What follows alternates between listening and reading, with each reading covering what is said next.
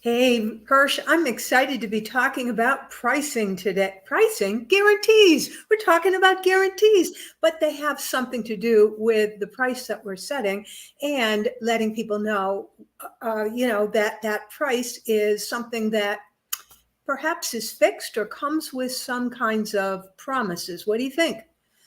Well, I want to jump right in on what you said, Nancy, because you mentioned price, and the reason that I think also that's relevant is that a lot of the time, as service providers, we don't really believe that we're charging the right amount for what we do. So we think we're undercharging, we're over delivering. We have to somehow compensate for it, and then we say, okay, well, we'll raise the price, but then we'll add some bonuses or we'll add a guarantee so that the perception is not that we're overcharging. And I think there's this disconnect between us and the customer, and I'm interested to get your thoughts on this because you profile customers, you know what their thinking is. And I wonder, is there something going on there that has to do with our own perception of our value and the customer's perception of our value? Ooh, what good question. So, folks, welcome again to another version of Know and Sell Pointers with Nancy Zaire, the sales whisperer. Hirsch Repun, the message therapist. And today, as you heard, we're going to be discussing guarantees, and guarantees have a lot to do with pricing as well as value. So let me share with you, Hirsch, why I think it is that these guarantees are so important, or at least why they're in vogue. And that's because, as you suggested, there are different buying styles. And the buyer who wants stability, safety, security, they're very traditional, very conventional. This is the person who takes very little risks, wants to eliminate or reduce risk altogether. Hence, a guarantee is one of those tools that's used in order to attract that individual and get their business. So it's that particular style, Hirsch, that really needs and wants a guarantee. Yeah, exactly. So in some cases we're doing a catch-all for a variety of customer personalities.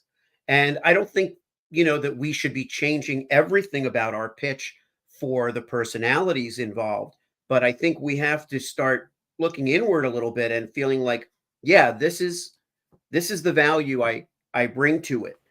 What do you think of that?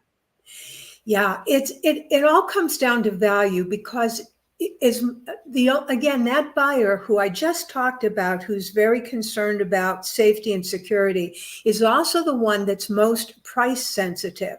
And so for them, value comes with eliminating risk, and it comes with elevating, what kind of service, what kind of proof can we render that the service that we're offering will guarantee certain results. And so they want to eliminate, as I said, that sense of risk, that sense of uncertainty when it comes to working with someone new who they don't know. Yeah. And I was just thinking that, when I was working all the years that I've done publicity, which is a part of messaging, but it's a very different niche, I would always say, well, there's no guarantee that a magazine's going to cover this story. There's only a guarantee that the story, the pitch, the contacts, all of these things will be as advertised.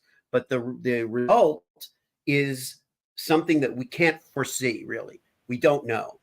And for that reason, I think the word guarantee has taken on this almost mythical status. If you notice, especially when it comes to a lot of coaches, consultants, will say in our deal memos, the guarantee only applies if you do A through Z, and if you do this and that, and you make it, then I'll do this, and then this will happen. And to me, it takes a lot away from the arrangement, from the bond that we're forming. So you and I've come up with a little bit of a different language that we use even with our clients.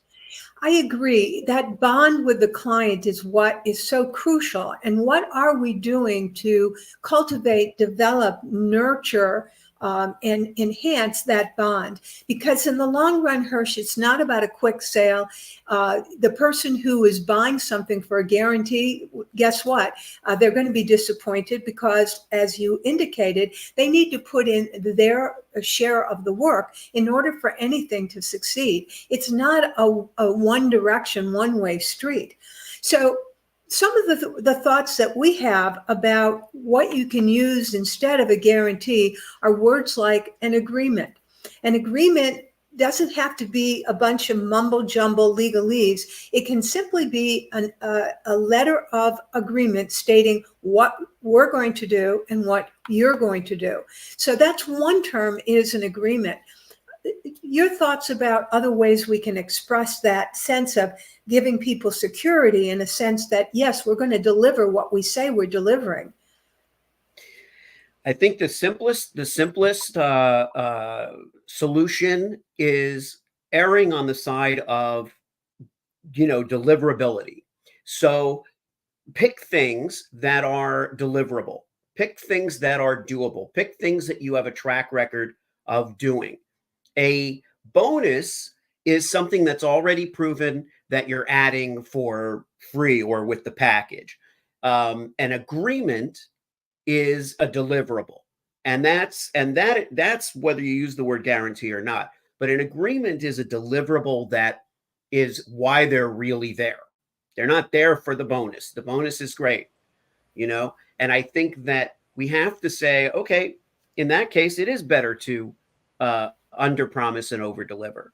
We shouldn't be seduced by the shiny object of our own hopefulness, is what I would say. Like, you can't guarantee, if you want to use that literal word, or you can't have an agreement about a hopeful outcome. You can have an agreement about effort expended. You can have an agreement about a track record, like we have in our know and sell programs. We have a track record that we're basing our agreement on. So, it's there, it's proven to that extent. Yeah, and the way that you and I are approaching this sense of guaranteeing a result, as you say, it's about putting in the effort, and it's about definitely identifying what are the deliverables. And in our case, the deliverables are that we're going to craft a message that absolutely connects with authentically your ideal prospect. So we have to start with, who are you trying to reach, and the message you're trying to deliver. So we start with the fact that we're going to craft that message, because after all, you are the message therapist. Craft that message that will reach your ideal customer. And then we have some additional ideas to support that as well, like you say, based upon our track record. Yeah, and I think one thing that even made this come up is the fact that we're partnering to provide components of a plan that's very much needed.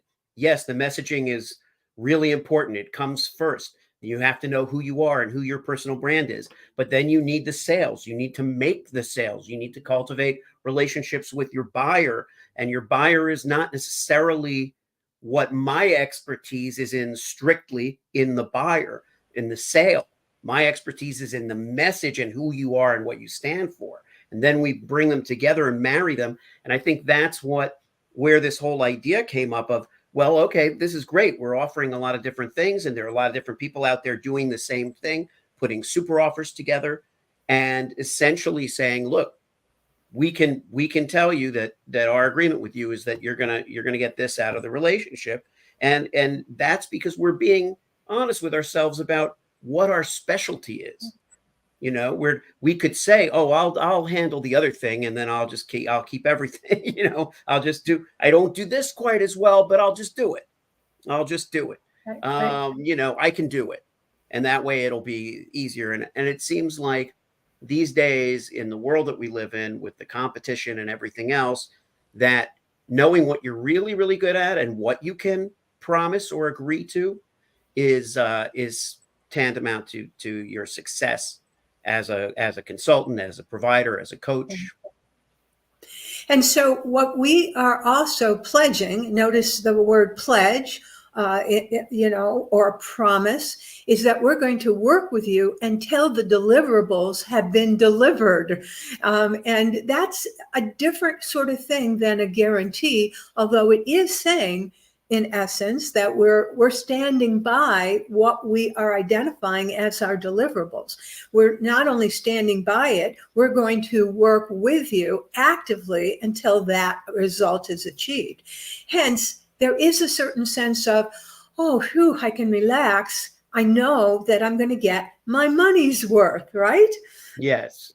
Yeah. And I think you're also, the best of the worlds are coming together. In other words, the buyer is receiving the confidence that comes from the provider's reputation and testimonials and statistics and all of those other good things, but also this notion that we're going to work with you until this is achieved. We wouldn't be able to do that if it was going to take 10 years to achieve. But we would, I mean, it would be a little crazy after a while, so people would say, look, I'm I got to go somewhere else at this point, because you're not, I don't think I mean well, but I don't think you're going to do it. So I think yeah, go ahead. You wanted to say something. I'm so glad you added that idea of the fact that, it's not like forever, like 10 years, because I think, again, that guarantee that people promise, often there is a time frame involved. And like you say, there are all these caveats that if you don't perform and do A through Z, then somehow it's null and void. It becomes so legal and so focused on, this kind of legality, as opposed to goodwill, as opposed to genuinely wanting to fulfill the contract, the specifications, because not only can we provide it and you want it, but that is what is going to make the world go round and allow each of us to be successful. It's about a win-win for everyone. Yeah, I love that. I love the win-win. I say that my attitude is that for me to win, someone else has to win. And by someone else, I usually mean the client. If the client doesn't win, I don't win. That's how business is supposed to work.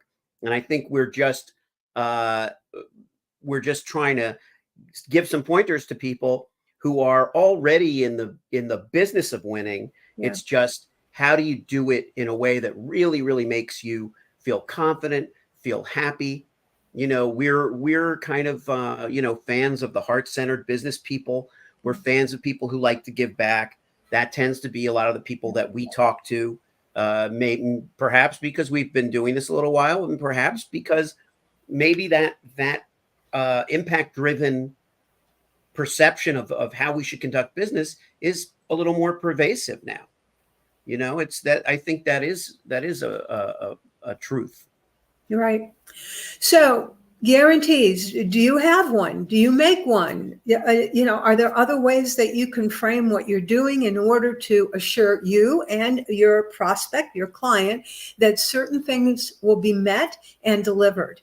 A good thing for you to ponder, and we'd love to hear your ideas. Please feel free to put them in the comments section. We will read them and respond, because we're curious to know how you are addressing this issue. It is a real issue. There is a segment of buyers, a fairly large segment, about 35% or more of the population, are really cued by the idea of a guarantee. So how do you address that?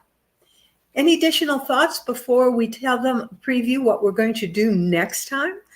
I think it'd be very interesting to get input from anyone who is watching this or watching the replay, and talk about some of the things that are uncomfortable about sales and marketing, because the discomfort is something that I've experienced, that I feel every day. There must be some way to resolve something, or to do something, or to, ease that communication.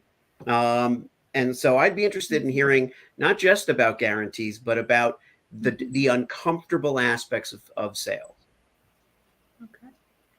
Okay. Well, I appreciate your tuning in. And next time, based upon what you just said, Hirsch, and you and I haven't even discussed this ahead of time, it seems like we want to go into mindset. You know, what is your mindset about marketing and sales? Because mindset is so important in terms of the results that you're going to get. And that will be our topic for next time. So we invite you to tune back to Know and Sell Pointers. They're available every Tuesday and Thursday, noon Eastern time. Let us know if you're watching live or the replay. Again, your comments, your questions are definitely, we want them. Any last thoughts? No, Nancy, I think that's great. I'm looking forward to the next Know and Sell Pointers. All right. To your sales success. We'll see you next time.